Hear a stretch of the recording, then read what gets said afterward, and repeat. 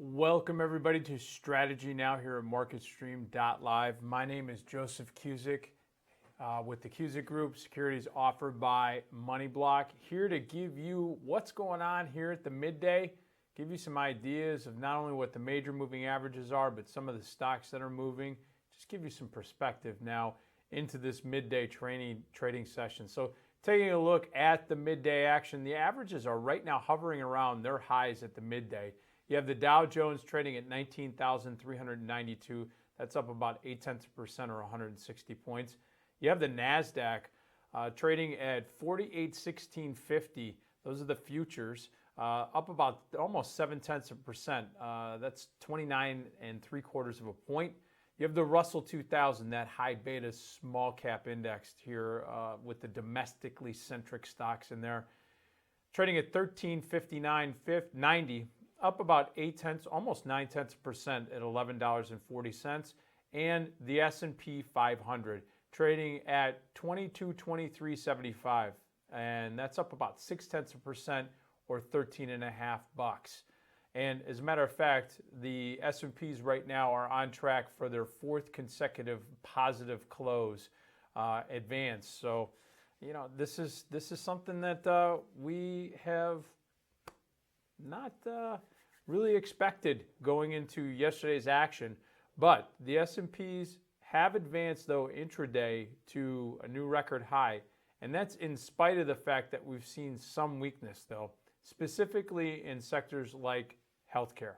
Healthcare as a sector is down 1.6%, and it's just basically been struggling all morning, and the group has basically been inundated and just slammed with some selling interest after there was a report that President-elect Donald Trump did a piece with Time Magazine that he laid out some plans where he said he was going to lower drug prices.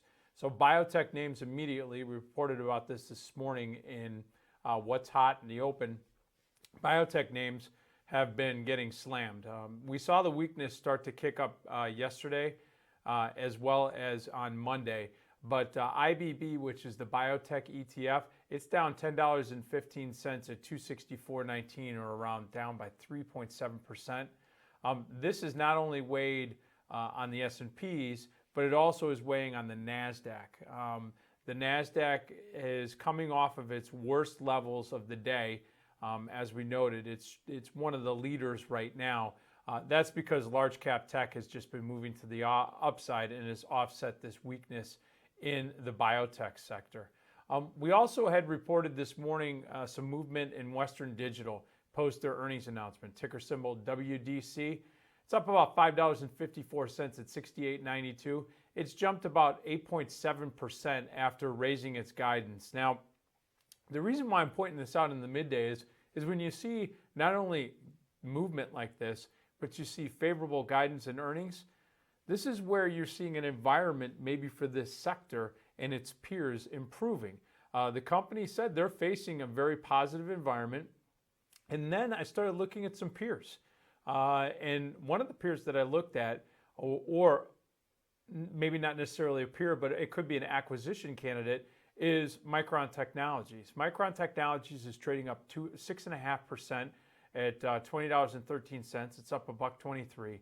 And you have to remember, if you look back, Western Digital actually purchased one of Micron's peers, SanDisk. I don't know if you ever remember the name.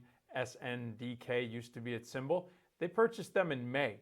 Now, there has been some reports by some publications, most notable Digitimes, basically said that Micron is actually seeing DRAM prices increase in November. So not only do you have some basically their whole business component, which is DRAM, increasing in price, you also have the sector on the move and specific names giving better guidance and earnings. This is something you want to always keep an eye on, and there could be some opportunities. So we're going to do that here at MarketStream.live as well. Similar to technology, you see the four of the remaining five cyclical sectors basically trading ahead of the broader markets. You have, except for the energy space. The energy space has been lagging. As a matter of fact, it's down as a sector about 0.1%. and it's bucked the trend of a modest downtick that we've seen in crude oil, about a pullback of about 1.7% this week. And it's notable because you have now crude right back at that $50 level, where a couple days ago we were talking a crude at $52, which, like I said, I'm still was scratching my head on the catalyst for the upside. Now, oil has been able to stay above that $50 level, even though we saw that the government's inventory report came out. It was mixed at best. What do I mean? If you take a look at the crude inventories, yes, there was a draw. Roughly around 2.5 million barrels of oil was drawn week over week. What was interesting, though, is that we saw that there was large increases in gasoline, about 3.425 million barrels of gas, and distillates, a build of about 2.5 million barrels in the inventories.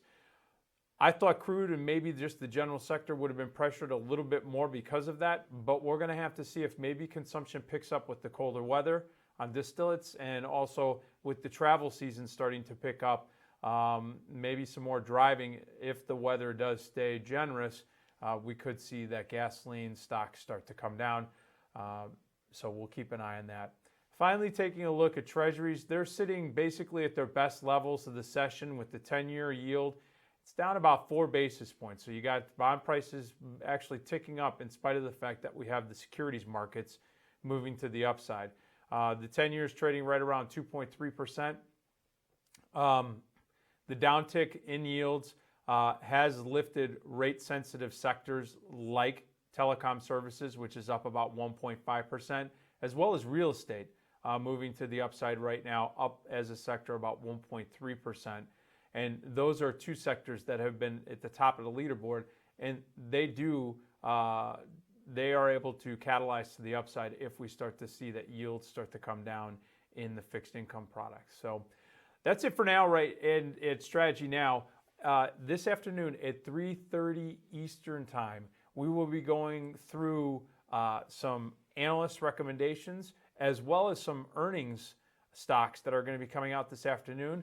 And what we're going to do is we're going to make some heads or tails of what's going on with not only the recommendations of whether they're upgrading or downgrading. What does that mean? We're going to give context. We're going to look at the charts. We're going to look at the option pricing, give you some perspective on what the market's pricing in for potential movement and what has been the movement in front of these earnings and in front of these upgrades, downgrades, and so forth. So join me at 3:30 Eastern Time for Tech Talk. Till then, have a great rest of the trading day.